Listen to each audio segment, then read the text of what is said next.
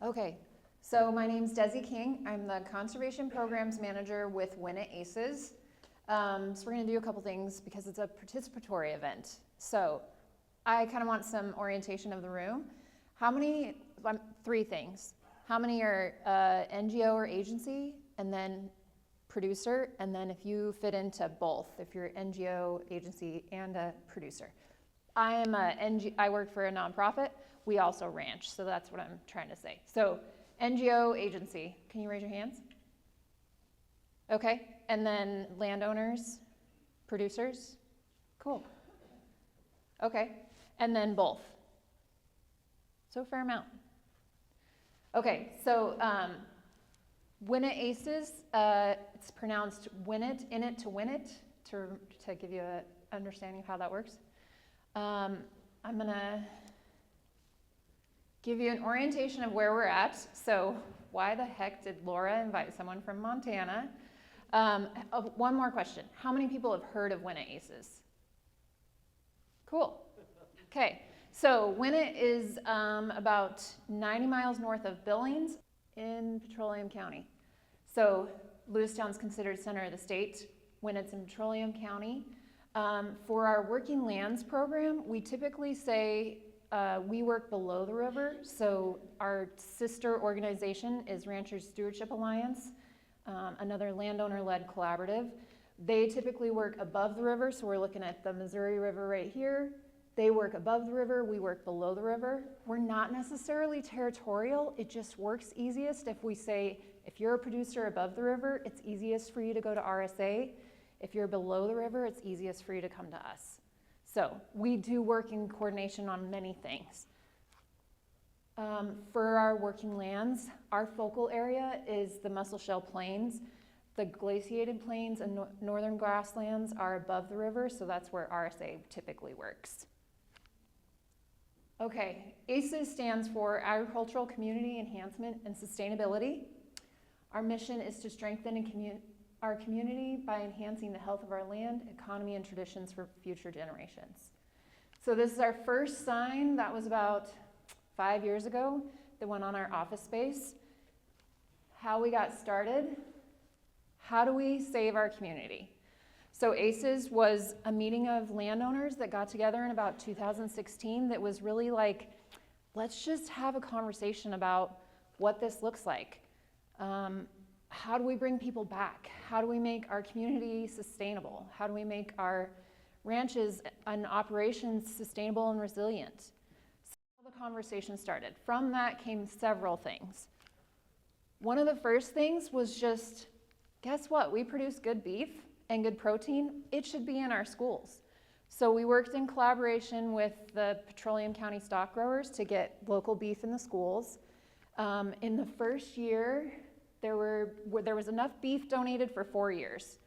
And then since then, we haven't had to go back to repeat donors until 2013, which is a pretty good accomplishment. And then this is a picture. This was January 2017. This was the first group of kids that ate local beef in the school. Another idea that came from some of those first meetings was we need another place to meet. I'm sure that many people in here can relate to meeting at the bar, meeting at the bottom of the church, meeting in the courthouse, having a funeral in the school because it's the largest place that you have available. So another group, one of the groups split off, realizing this was a bigger beast than just ACES, and they formed the Petroleum County Community Center Board. They raised funds, bought land, broke ground in 2021, and then 2023 is when the center actually opened. And so here's our new community center that has office space, can have the capacity for 400 people. So there's essentially 3 large meeting rooms, office spaces, kitchen, a theater area. It's pretty great. Now we're getting back to one of the things that stayed with ACES. So one of the ideas was if we control our own destiny with land, we can help other young producers get going, and we can help our other producers that may be impacted by a fire or some other natural disaster. So maybe we buy land to have a grass bank similar to the Matador Grass Bank owned by Nature Conservancy. It's in Petroleum County, which is above the river. So that was one of the first things the ACES did. They got money to do a feasibility study to see what does it look like for us to do a grass bank, and how does this function? Soon after that, we did the study with MSU. The study with MSU was looking at ranch ownership in the community. So we have 22 absentee landowners, and you may not be able to read it.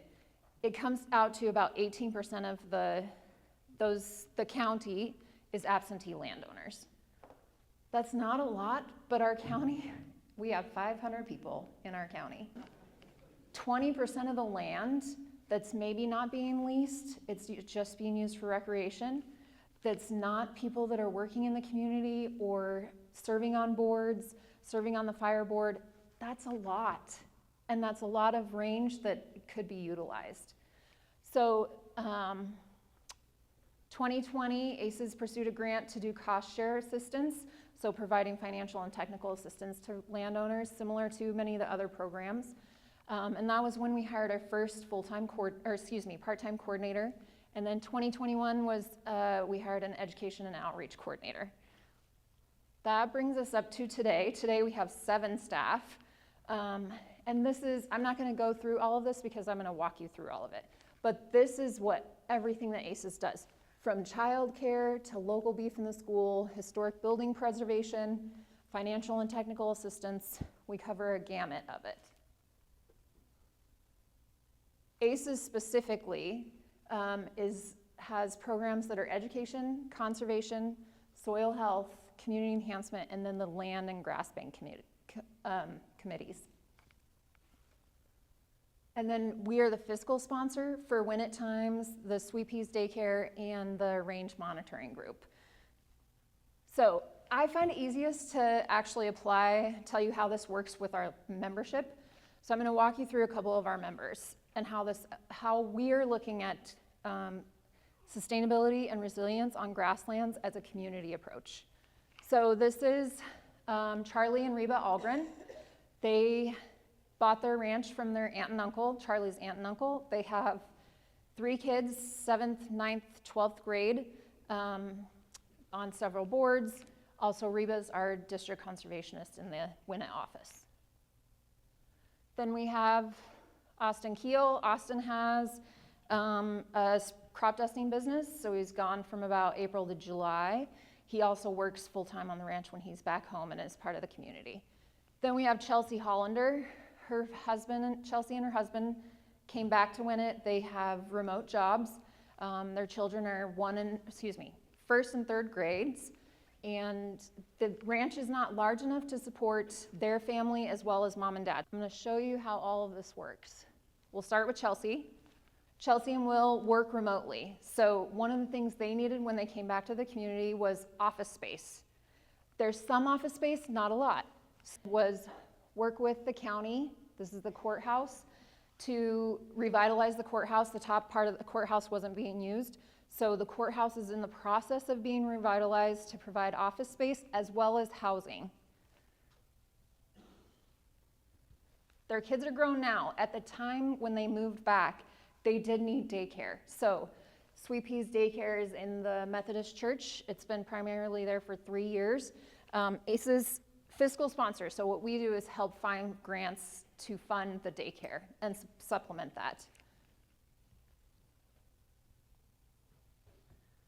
This is a sage grouse. You probably can't see it.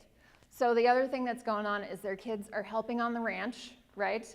And they're seeing sage grouse out in the green groceries, right? And they're learning the importance of sage grouse being out there. They're putting fence markers out. They're helping Grandpa. So this is part of the whole picture of sustainability for us. This is the courthouse. This space right here will be office space. The rest of it will be long-term housing. There'll be apartments. Okay. Next, we have Austin. Austin's family ranches full-time, when he's on the ranch, okay? His family's ranch is dad and uncle, so has been passed down, they work in partnership, and then there's the cousins, Austin and his 2 cousins. So one of the things that they're interested in is educational opportunities for landowners, such as succession planning. Their family also lives next to Petrolia Lake, which is Petrolia Irrigation District. So it's the largest irrigation district in the county. So what we're looking at with the Petrolia Irrigation District is efficiency of water usage and improvements to the water infrastructure. We're currently losing a fair amount of that to evaporation and not able to serve the landowners further down. So that's one of the things that we have been coordinating with Petrolia Irrigation District to do. Okay, lastly for Austin, historic preservation. This is a passion of Austin's, is just to see those buildings preserved and utilized again. He will also say that he really wanted a place to have a good cup of coffee. Many of you will relate to this, being in a small town. We had the bar. We now have the bar and the coffee shop, which was a huge achievement. So that was one of the passion projects for Austin. This graphic right here is 55 Main. This was 55 Main in the community center spot. So community center came in, they bought those lots, they were getting rid of the building. ACES said, can we have the building? And they said, if you can stabilize it and get it moved, you can have it. So it took more than, we now have the building. It's been moved, here it's being moved down to our lots, and is now a working coffee shop and ice cream shop. The upstairs is not finished yet. It will be short-term housing. So another thing that we have is we have this work that's coming into the community through infrastructure projects or low-tech process-based restoration work. MCC crews maybe don't have a place to stay, or we have a visiting professor doing a talk at the school and they don't have a place to stay. So this will be one place for ACES to have some income as well as to have short-term housing for some of those. Okay, then we have Charlie and Reba. Charlie and Reba went through a transition with their aunt and uncle. They took over the ranch. In that transition, we learned that they needed some more water infrastructure. So they came to ACES and did some water improvements to their place that we cost shared with them on. And then over the years, there was a pronghorn study in our area that showed the migration and connectivity of the pronghorn in the area. We learned through that their fences were still impeding some of the pronghorn movement. So we did some improvements to fencing with Charlie and Reba, as well as now we're learning that they have elk and there's other opportunities for fence. Maybe virtual fence might be best given the maintenance requirement for elk damage to fences. Okay, we have all these people move back to the community. That's great. What else do we need? Housing. So each of these people built or has helped build and find funds for some of the housing needs that we have. So courthouse, we've been revitalizing that. That'll be long-term housing. The hope is eventually we'll be able to maybe reserve some of those housing for teachers so that we can bring teachers into the community and have housing. A thing that's become a staple for Winnett ACES is pasture walks and the soil health program. Our soil health specialist works with landowners to look at their soil health and identify where we can do some improvements. She also does pasture walks during the summertime, which have been a social as well as educational activity for us. So it's another part of the sustainable, resilient community, right? We want to be able to live here, but we always want to enjoy life here. And having that connection to one another through pasture walks has been really beneficial. Okay, last thing is our meadowlark. It does not wrap up the sustainability picture, but for our graphic here, it does wrap up, and I'm going to use it to represent our dreams in the sky of owning a ranch. ACES has been working on that. The Nature Conservancy worked with Rancher Stewardship Alliance and ACES to purchase a ranch last year, and the deal was if it's above the river, it goes to RSA, below the river, it goes to ACES. We found one above the river, so it's now being worked on to turn over to Rancher Stewardship Alliance. So we're still in the process of searching for a ranch that we can hopefully do educational activities, as well as provide young landowners an opportunity to lease on the ranch and maybe do incentives on their own place, or just a lower cost to give them a foot in the door to get into agriculture. So I'm just going to go over these real quick as a reminder. Our working lands, this is soil health. Kendall working with some soil health clients to do vermicast and compost. This is our pasture walk, and you can see there's lots of different ages there. We also do financial and technical assistance, which includes low-tech work. And sometimes even the soil health, we go as far as coordinating with the vet to see if we can do a biopsy and see where.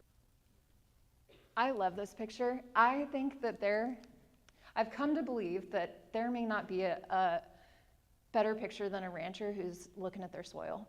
It's just so cool. Look at all those smiles. Okay, our education, first she does our education program, including ag in the classroom and harvest of the month. She also does the children's component to the pasture walk. So here you're seeing the kids have built their beaver dam analog, and they're acting like beavers. One of the other things we're seeing is we want to help people be sustainable, and if you want to get into this industry, we want to figure out how we can support you to do that, right? We want our community to continue on. One thing that we saw was a ranch management program at MSU. It's a lot of students that are coming in that want to go into managing a ranch or owning a ranch eventually. However, sometimes they don't even know how to clip a clip-on for a fence, okay? So we do a ranch boot camp with them. They come out, they learn water infrastructure, they learn how to back up a truck and trailer, how to drive a stick shift. It is a boot camp, and they did tell us that we pushed them too much. We think that it was the right amount. And then our community enhancement division, which I talked about with 55 Main, that's our coffee shop building. This is the coffee shop that's finally open. We've been working on it. It just opened in November. So this is the coffee shop.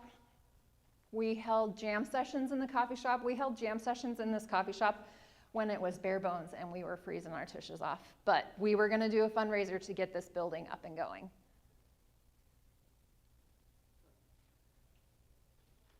Am I not clicking? There we go. Okay. Historic building preservation. This is Flat Willow Hall. This is south of Winnett. So this is our newest building. So we've been helping the county with receive funds for the courthouse. 55 Main is close to being done.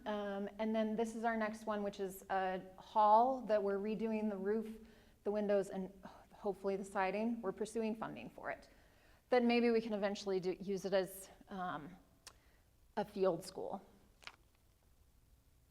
And then there's connection, right? You got to have connection in your community to have that closeness. This is pasture golf that we have every year when ACES and the Conservation District hold it together. And we have a lot of fun. Okay, I'm going to play a little clip for you guys. Before I play it, if you have an opportunity to work with Laura Tomov, she is a film producer. We did a film with her. She also has a curriculum that she calls Connecting to Place Through Story. And we all talk about how we need to tell our story better. We do it in conservation, we do it in ranching.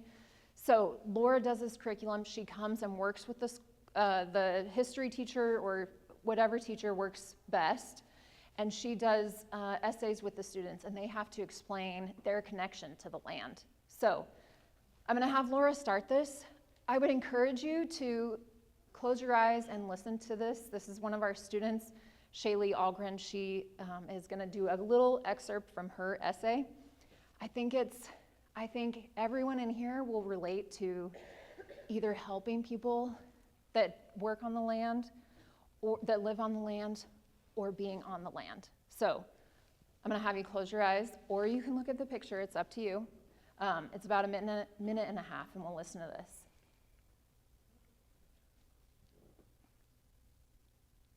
Hi, I'm Shaylee Albright, a senior at Winnett High School in Winnett, Montana. My family's roots in Petroleum County run deep, starting back in the 1980s when my great-uncle Skip and Aunt Diane, who grew up here, settled on a ranch in this wide-open prairie. They raised sheep and cattle, carving out a life the old-fashioned way. Aunt Diane tells stories from when she was a kid of riding her horse to Ross School, even roping a coyote on the way once, boarding with her grandma in town, getting a birthday present dropped out of an airplane, and coming to town very seldom. When my parents came, we faced our own trials. Grasslands was stuck around for 7 years and counting. A wicked winter in 2017-18, where snowmobiles were our only way out, and a dry, relentless drought of 2017 left some of our calf crop with dust pneumonia. But, like most ranching families out here, we learned to adapt.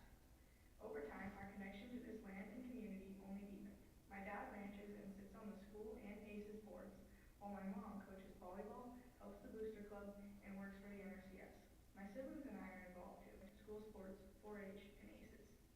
Winnett isn't just a dot on a map, it's a tight-knit agricultural community. Out here, it's not unusual for someone to pull over and help you change a tire, or to get a call from a neighbor letting you know you have calves out on the highway. People drop everything to help buyers. No need to ask, they just come. That kind of selflessness and shared responsibility is something I hope never fades. What did you guys think? Did it tear at your heartstrings? Yeah. So that's why Laura asked me to here today. We look at the sustainability and resilience of our community as a whole, and it includes financial and technical assistance. It also includes historic preservation, revitalization, education, getting those students out on the land. So yeah, thank you all for welcoming me today.